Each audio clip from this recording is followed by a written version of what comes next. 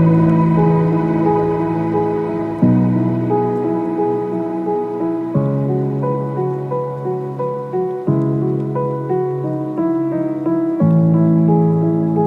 الله الرحمن الرحيم. اللهم صل على محمد وعلى آل محمد. ومركل برنامج كيني بدامية وأن الله بقصو قادنو هذا موضوع مركزي أي نقص البضان داودياشنا أما دقيستياشنا أنا جو هذا تفاصيل ديرادة هي معلومات ديرادة عن سينو يعني عن كبحينو موضوع مركزي عن قادا دقينو حلقة مدي كهوريسي أي وحن كقادا دقني طبعا كمدا كنتم فكرتود أما الطلب مركزي كلسوني لو بيرايو عرورتنا أما عرورتا يربا ساس درتد marka toban kamida fikradahaasi talooyinkaasi waan soo qaadanay waxaan guda gali doonaa tobanka ku xiga talada ama fikrada koow tobnaad ee caruurta kalsooni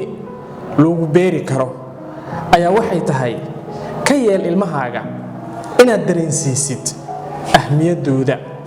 iyo makaanadooda sababta oo ah cunuga yari markii ahmiyadiisa markii adiga aad tustid makaanadiisa markaad cunugaasi adiga aad tustid ama aad u muujisid ama aad u waadixisid meesha waxa ka soo baxaysa in cunugaasi kalsoonidiisa meel sare ay gaarto niyadiisana ay noqoto mid mar walba dhisan sababta oo ah waxa muhiim ah ilmaha in laga ilaaliyo niyad dilka waxyaabaha uu keenaya kalsooni darada waxyaabaha nafsad ahaan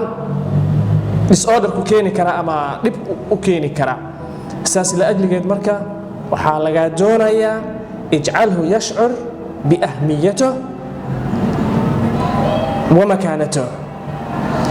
sidoo kale waxa laga rabaa cunugaaga inaad u sheegtid ku wacyigelisid oo mar walba aad ugu celcelisid awoodaha uu ilaahay uu siiyay inta ay la eg yihiin ilmaha qudraad ay leeyihiin ilmaha waxyaabo ay ku fiican yihiin ayaa jira marka waxa laga rabaa in cunugaaga aad tustid u muujisid u bayaanisid awoodaha ilaahay uu siiyay caruuruhu way kala duwan yihiin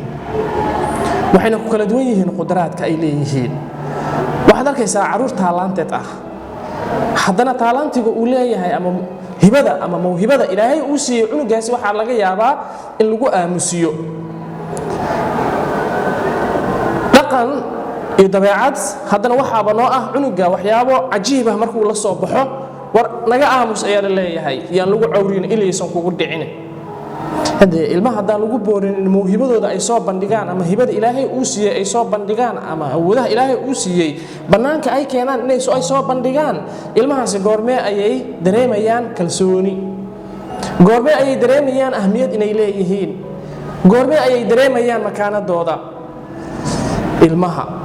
way kala caqli duwan yihiin way kala caqli sareeyaan way kala fikir duwan yihiin way kala fikir sareeyaan way kala mawhibo duwan yihiin way kala mawhibadoodana way kala sareysaa sidaas darteed marka talada ayaa waxay tahay ka yeel cunugaaga inuu dareemo ahmiyadiisa iyo makaanadiisaba isla mar ahaantaana aad tustid ama aad u waadixisid qudraadka ama awoodaha ilaahay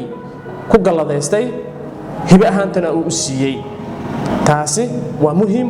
waana laga maarmaan قلبك الله بيطبناد أيه وحوي علمه أن يصلي معك برعنو جاجا إنه أديك كل تكذب أم ويل هنقضه أم جبري هنقض سببت المها وحي كده يدان والدين تودا مركز لنون أما أي لجوجان سببت cunugaaga markii adiga aad ka heshid inuu kula tukado marka masaajidka uu kaxeynaysid uu ku raaco markuu tukanayo uu kula tukado uu ka arko qaabka ugu qurux badan aad tukanaysid ama guriga markaad ku tukanaysidba hooyo hadii aad tahay ama aabba hadii aad tahay ka yeel cunugaaga ama bar cunugaaga inuu kula tukado mar walba si hadhow uu salaadaasi uu ilaaliyo. laakiinse musiibada ugu weyn ayaa waxay tahay haddii hooyadii aabbaha aysan tukanaynin. marka salaada muhiimadda ay leedahay waa la wada ogyahay, waa laynoo sheegay, culimmada way ka hadleen in badan, mar walbana way ka hadlaan. salaada waa nolol. haddii salaad aanan jirin nolol ma jirto. nolosha la sheegayna maaha cunis iyo cabis iyo seexasho, intaasba xayawaankuba way sameeyaan. marka adiga xayawaanka waxaa lagaa doonaya inaad hal aad dheer tahay, kaasi oo ah caqliga. sababtoo 5 salaadood waxa waaye la kulanka rabbigaaga adigoo ugu mahadcelinaya wax walba uu markaasi gacanta uu ku geliyay uu ku siiyey. saas darteed marka cunugaaga callimo an yusalli macak. waxaana lagaa rabaa ilmahaaga inaad ku beertid mabaadi'da iimaanka. maalin maalmaha ka mid ah nabiga calayhi salaatu wasalaam ayaa waxaa la socday wiil oo marka dambe saxaabi weyn noqday, ibnu cabbaas. ilaahay ka raali noqday isaga iyo aabihiisba. wuxuuna ina barayaa marka ilmaha qaabka loo rabeeyo si markaasi loogu beero mabaadi'da iimaanka. wuxuu yidhi: yaa ghulaam innii ucallimuka kalimaat ixfad allaha yaxfaduk ixfad allaha tajiduh tijaahak idaa sa'alt fas'al illaah waida istacant fastacin billaah waclam ana alumma low ijtamacat على أن ينفعوك بشيء لم ينفعوك إلا قد كتبها الله لك ولو اجتمعت الأمة على أن يضروك بشيء لم يضروك بشيء إلا قد كتبها الله عليك احفظ الله يحفظك. إلهي حفظ سو يسقط أكو حفظه. sida ilaahay ku xafidinaysaa marka waajibaadkii lagu saaray ayaad gudanaysaa,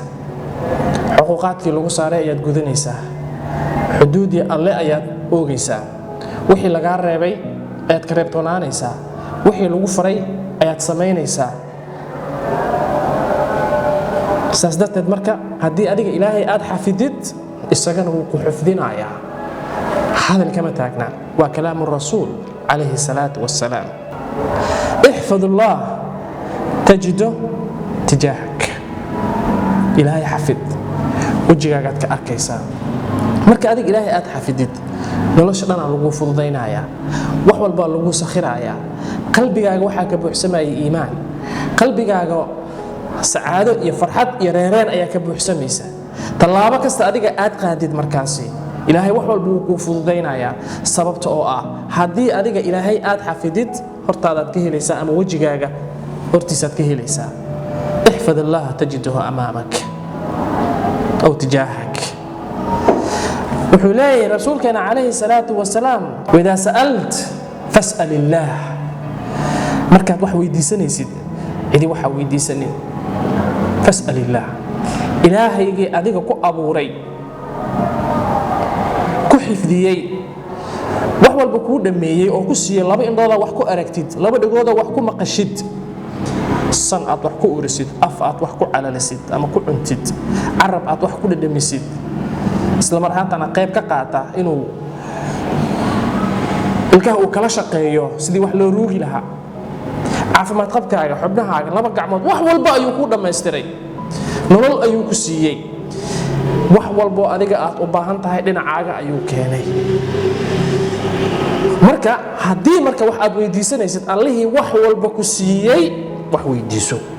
waida istacant fastacin billaah.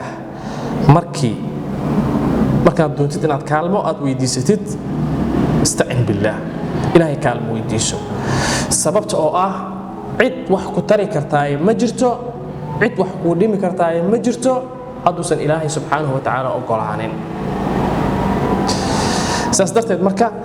waxaa lagaa rabaa ilmahaaga inaad bartid mabaadi'da iimaanka. hadday ummadii ay isu tagto, ay isu yimaadaan, wax walba ay qabtaan, wax walba ay sameeyaan, wax walba ay soo dhirindhiriyaan, si ay adiga wax ay kuu taraan, waxba kuma tari karaan. wixii ilaahay kuu qoray maahane. hadday dhibaato ay isu kaa soo bahaystaan oo wax walba ay keensadaan oo si adiga ay kuu dhibaan, kuma dhibi karaan. marka halkaa maxaa nooga cad marka muhiimadda ay leedahay in ilmaha inta ay yar yihiin lagu beero mabaadi'da iimaanka. taasina waa muhiim, waana lagama maarmaan. callimuhu mahaaraat ibdaa' ar-ra'yi. cunugaaga xirfadaha ama mihnadaha ra'yiga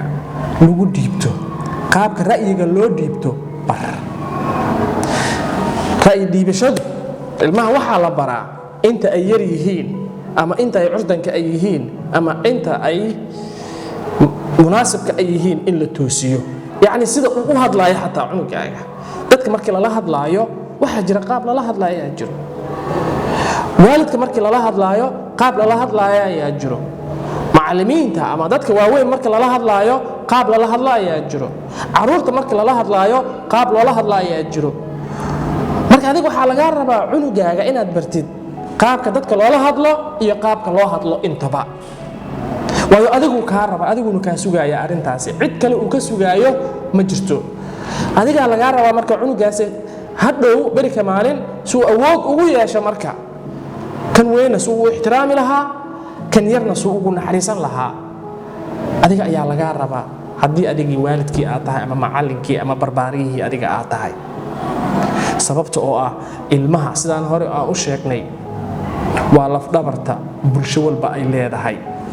waa jiilka berri.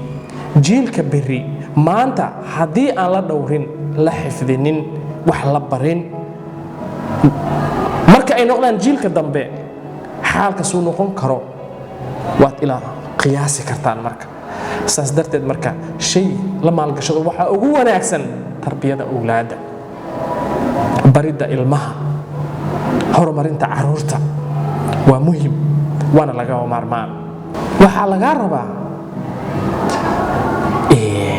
inaad bartid cunugaaga qaabkuu dadka ugu soo bandhigi karo ra'yigiisa saliibka ah.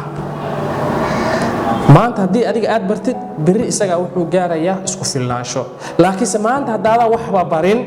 berri toolana wuxuu noqonayaa mid suuqa lagu sii daayey. marka ha ka yeelin ilmahaaga inaad suuqa ku sii daysid. ha ka yeelin ilmahaaga barbaarintooda inay waxyeelo soo gaarto. ha ka yeelin ilmahaaga kalsoonidoona inay yaraanta ku lunto. ha ka yeelin ilmahaaga inay murugo ku koraan ama ay ku weynaadaan. waxaa lagaa rabaa ilmahaaga inaad bartid tacliimaadka ama instructionska la bixinaayo ama tacliimaadka la bixinaayo, inaad ilmahaaga qaabku u aqrin lahaa inaad bartid. tacliimaat alxayaat ama waxyaabaha caruurta u kala caddaynaya waajibaadkooda iyo xuquuqaadkooda in la baro waa muhim. sababta oo ah cunuga hadduusan aqoonin marka qaabka loo akhriyo, tacliimaadka la siiyo iyo sida loo fuliyo, mashaakil ayaa ka imaanaya. anaga waalidiin haddaan nahay, caruurteena waa inaan barnaa mabaadi'da markaasi ku salaysan nolosha saliibka ah. tacliimaadka tusaale ahaan waxaad leedahay aabbo, waddada qashinka lama dhigo. waddada wixii dadka dhibaataynaya waa laga leexiyaa. waddada laguma shubo biyaha wasaqda ah. markaad waddada aad jaraysid, dhinacyada iska eeg, kadib jar ama goo waddada. markaa waxaa jirta waddada markaad maraysid ama aad goynaysid meel loogu talagalay dadka inay maraan, halkaasi ka mar. tacliimaadkaas inaad bartid qaabka loo aqriyo iyo qaabka loo raaco adigaa lagaa rabaa marka. laakiin haddii uu marka maxay to maartay sida dad badani ay sameeyaanba halkii qashinka wadada laga leexin lahaa ord qashinkan banaanka iga soo tuur ayaa la leeyahay wuu soo qaadaa wadadu ku tuuraya marka wadadaas ay noqonaysaa bal eeg wadooyinkeena xamar meel kasta qashin ayaa yaala. okay maalin walbana dugsiyada quraanka iyo iskuulada waxaa la baraa caruurta an-nadaafa min al-iimaan. bal wadooyinkeena fiiriya nadaafada iimaanka ka mid tahay sawma. okay ma ilaalina marka nadaafada ma ku dadaalna nadaafada xil miska saarna nadaafada mas'uuliyad miska saarna ma ka damqana wadooyinkeena qashinka iyo wasaqda buuxa. laami ayaa la dhisaaya laamigii halkii laga ilaashan lahaa ayaa la burburinaya. maxaa lagu burburinaya? biyo wasakha lagu shubaya khashina lagu shubaya ciida lagu shubaya laamigaas hadhow ciidiya daboolaysa wuu dildilaacaya meeshii uu ku burburaya. marka hantidan laamigan waa hantidaada adiga ayaa iska leh adiga ayaa lagu dhisay si wadadaasi aad u martid si raaxo leh. haddii qashinkiiba banaanka aad ku soo tuurtid oo ilmihii aad u soo dhiibtid adigoo waalidka biyihii wasaqda ah aad u soo dhiibtid oo guriga hortiisa uu ku daaday ama laamiga bartamihiisa uu ku shubo maxaan soo kordhin marka carruurta maxaan ku barbaarinay marka. haddii maanta aan tusno inuu wadada qashinka uu ku tuuro ama biyaha wasaqda ah wadada lagu daadiyo saasuu ku weynaanaya soo ma. kadib markuu weynaado muxuu sameynaya isagana marka dhibta ina haysata ayaa waxay tahay caruurta barbaarin wanaagsan ma siino tarbiya wanaagsan looguma dadaalo. marka waxaa loo baahan yahay cunugaaga inaad bartid tacliimaadka qaabka loo raaco iyo qaabka loo akhriyo iyo qaabka loo fuliyaba. adiga ayaa laga rabaa waalidka ama macallinka ah adiga ayaa laga rabaa ama barbaariyaha ahba adiga ayaa laga rabaa kaalintaas inaad qaadatid halkaasina aad ka soo baxdid sababta oo ah nadaafada dhammaanteena ayay ina bishaa. diinteena anaga waxay ina bartay iimaanka kan ugu daciifsan kan ugu yar inuu yahay inaad wadada waxa dadka dhibaaya aad ka leexisid ayna baraysaa mabaadi'da diinteena ay ku dhisan tahay. bal haddaan anaga aan dhigna ka waran marka aawo islaamnimadii marka aawo diintii marka aan u nasab sheeganayna xagee ka baxday marka mise mid afka uun laga sheegto oo aan lagu dhaqmin ayay tahay marka. wax walba waa lagu sheegay wax walba waa lagu cadeeyay. nadaafada ku caawi ilmahaaga ama bar ilmahaaga nadaafada deegaanka iyo nadaafada jirkiisa iyo nadaafada gurigiisa intaba inuu hagaagsado. waayo shaqada ama hawsha guriga ayay ka bilaabataa. guriga markaad ku toosisid ilmaha banaanka way ku hagaagayaan hadhowna way hagaagayaan. laakiinse guriga markuu ka kharibmo banaankana way ku kharibmayaan markay weynaadaanna way kharibmayaan marka. qodobka 15aad ayaa waxa uu yahay bar cunugaaga qaabka uu naftiisa ugu degsan lahaa mabaadi'da noloshiisa. waajibaadyada saaran ama waajibaadyada uu meel dhiganayo iyo qaabkii markaasi uu ku raaci lahaa ama uu ku fulin lahaa. intaas waxaa laga rabaa adiga inaad bartidaa laga rabaa sababta oo ah naftiisa cunuga naftiisa haddii aad ku caawisid qaabkii hadafkiisa meel uu dhigan lahaa qaabkii waajibaadkiisa uu diyaarsan lahaa qaabkii uu fushan lahaa waajibaadyada uu diyaarsaday ama hadafyada uu diyaarsaday qaabkii uu fulin lahaa adiga haddaadan ka caawinin iyaad sugaysaa inuu ka caawiyo marka. caruurta in la iska dhaldhalo la iska socdo muhiim ma ah waxna ma soo kordhinaysa midaas. bii'ad qariban ayaa meesha imaanaysa ama jiil qariban ayaa meesha hadhow imaanaya. ilmaha waxaa wanaagsan wanaag in lagu barbaariyo farxad in lagu barbaariyo aadaab in lagu barbaariyo dhaqan wanaagsan oo suuban in lagu barbaariyo ixtiraam in lagu barbaariyo jacayl in lagu barbaariyo naxariis iyo kalgacaltooyo in lagu barbaariyo. waxyaabahaas oo dhan oo waxyaabaha anaga diinteena ina faraysa waaye marka. inta aan soo sheegnay cagsigooda markii la sameeyo marka haddana diintii aan u nasab sheeganayno waa mashaakil waa marka. waxaa loo baahan yahay inaan ka feejignaano in caruurteena inaan dayacno barbaarintooda inaan dayacno tarbiyadooda inaan dayacno horumarintooda inaan dayacno wanaagoodii waxyaabaha farxadda ay ka helayaanna inaan dayacno marka saas darteed waxaa lagaa rabaa cunugaaga inaad ka caawisid ama aad bartid qaabkii naftiisa mabaadii uu diyaarsan lahaa uu degsan lahaa iyo qaabkii markaasi uu ku fulin lahaa adiga ayaa lagaa rabaa waalidkii ah ama macallinkii ah ama barbaariyihii ah qodobka 16aad waxaa lagaa rabaa cunugaaga inaad bartid gargaarka degdega guriga inta uu joogo cunugaas ama inta uu yar yahay waa muhiim cunug kasta in la baro gargaarka degdega ah inta uu fahmaayo tusaale ahaan haddii guriga mashaakil uu ka dhaco qof koronto ay qabato ama qof mindi ay qasho ama maxay tahay wax oo gargaar markaas qofka ugu baahan karo markii meesha ay ka dhacaan waxa loo baahan yahay cunuga waxa uu sameyn lahaa inuu yaqaano aayar inaad u bartida laga rabaa gargaarka degdega qaabka loo fulin lahaa ama qaabka loo sameyn lahaa hala sugin ilaa uu ka qaangaaro maya inta uu yar yahay bar waxyaabaha khuseeya arimaha gargaarka degdega ah sababta oo ah halkaas ay noloshiisa ka soo bilaabanaysaa cunuga waa inuu la soo barbaaraa waa inuu la soo koraa waa inuu la soo jaan qaadaa qaabka uu naftiisa uu ku caawin karo dadkana uu ku caawin karo marka ay tahay gargaarka degdega 17aad waxa laga rabaa cunugaaga inaad uga jawaabtid dhammaan su'aalaha madaxiisa ka guuxaya ilmaha isku fikir ma aha isku maskax ma aha isku aqli ma aha isku nafsad ma aha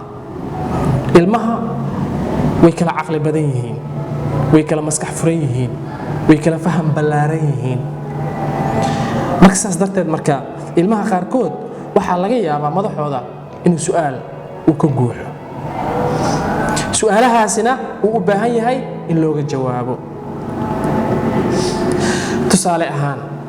nabiyullaahi yuusuf calayhi salaatu wasalaam marka uu yaraa wuxuu arkay innii ra'aytu 11 kawkaban wash-shamsa wal-qamar ra'aytuhum li saajidiin wuxuu ku riyooday 12 kawkab iyo qoraxdii iyo bishii isagoo sujuudayaan riyadii aabihiisu u sheegay markii aabihiisa riyadii uu sheegay marka aabihiisu muxuu yiri marka qofa iskaga sheegin riyada tacliimaad la siiso ma instruction la siiyo waadax walaalaha riyadan ha u sheegin sababtoo ah nabiga yacquub hore ayuu ka fahmay riyadaasi waxa ay tahay walaalahaaga ha u sheegin riyada aad ku riyootay markii sidaas la yiri nabiyullaahi yuusuf calayhi salaam maskaxdiisa su'aala soo gashay marka why walaalahaaga aad ugu sheegaynin why aad walaalahaaga ugu qarinaysaa markaas maxay too maarta waxa laga yaabaa inay dhagar ku maleegaan ayaa laga yaabaa marka dambeeto dhagartana inuu shaydaanka aab u yahay ayuu baray ayuu u sheegay marka wuu qancay marka adiga waxa laga rabaa marka cunugaaga su'aal markuu ku weydiiyo war iga aamus inaadan dhihin marka war iga tag inaadan dhihin marka war hus inaadan dhihin marka way sameeyaan waalidiinta qaarkood way sameeyaan waana la arkay wayna dhacdaa maalin walba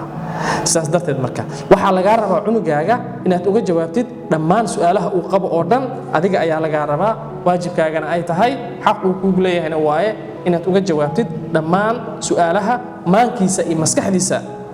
ay ka guuxayso afar shay markay ishelaan caalamka waxa laga sameyn karaa isbedel sida inuu sheegayso Malaala Yuusuf waxay tiri Malaala marka la isku helo hal book iyo hal qalin iyo hal cunug iyo hal macallin caalamka oo dhan marka isbedel ayaa loo keeni karaa marka okay cunugaasi caalamka isbedelka ku keeni kara muxuu yahay marka cunuga markii wax la baro ilan macallinka ugu horeeya ee cunugaasi uu haystaay waa waalidkiisa waalidka markii wax wanaagsan uu baro ubadkiisa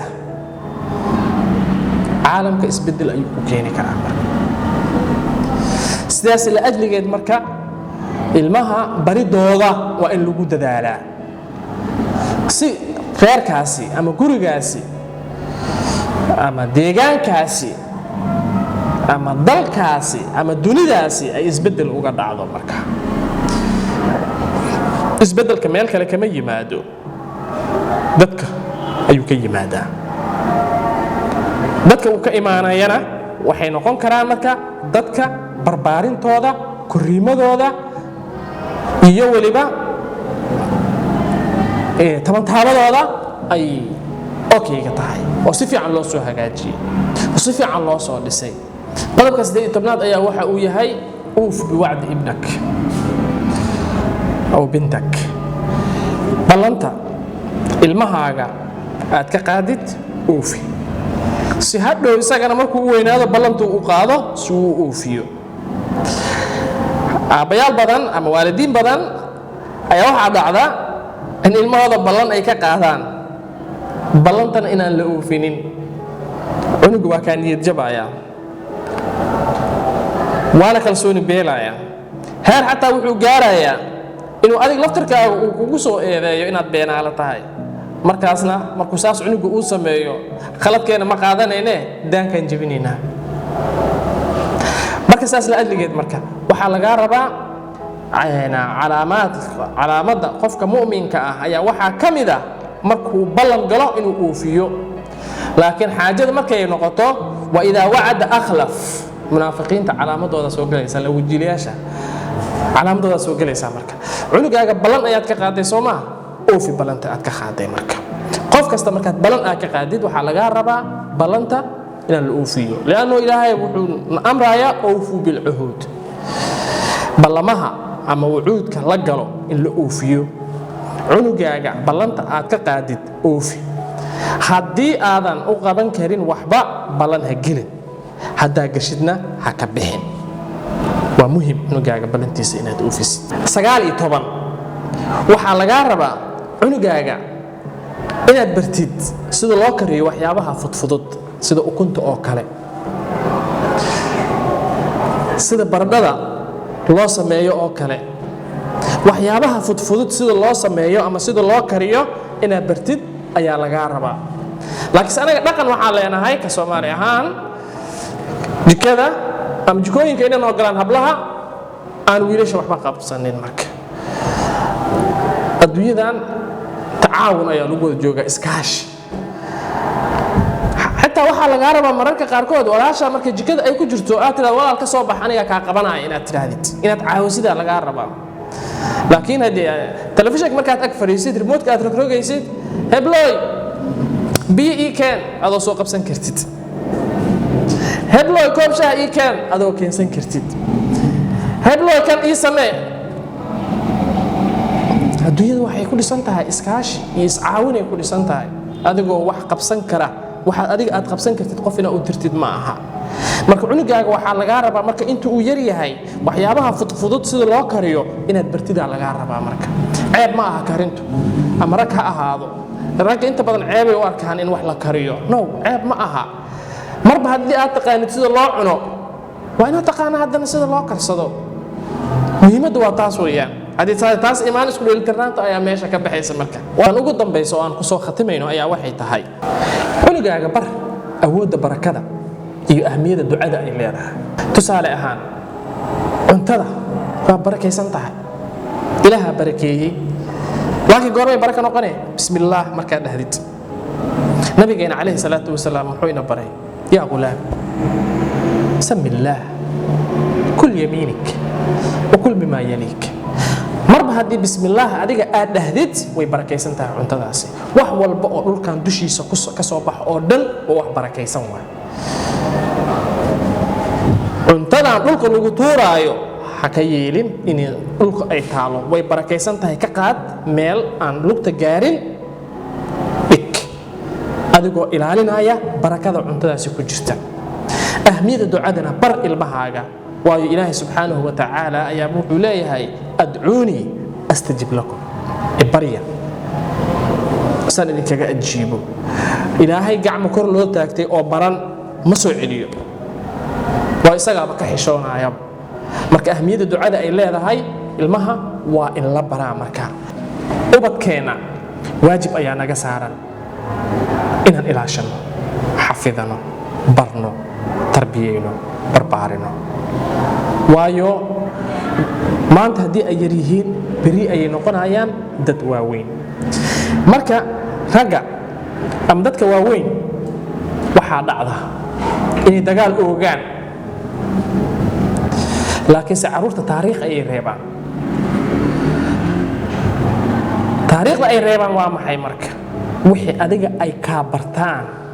ayay taariikhda ku gelayaan dagaal fawdo dhibaatayn rafaad hoog iyo halaag haddii ay kaa bartaan ilmahaaga way kugu dayanayaan ogow wanaag jacayl kalgacayl ixtiraam naxariis iskaashi wanaajin caawin markay kaa bartaanna noloshooda qurux ayay noqonaysaa marka saas darteed marka waxaa loo baahan yahay carruurta inaan il feejigan inaan kula soconno oo la baro wixii markaasi muhiim ay tahay ama lama huraan ay tahay in la baro marka barnaamijkan bidhaamiye xalaqadan halkan ha inoo joogto waa maxamed cali juxa iyo zakariya iyo yaxyo idinkaga tegaya السلام الله عليكم ورحمة الله وحنا لسعون تونتان قيبت حكتا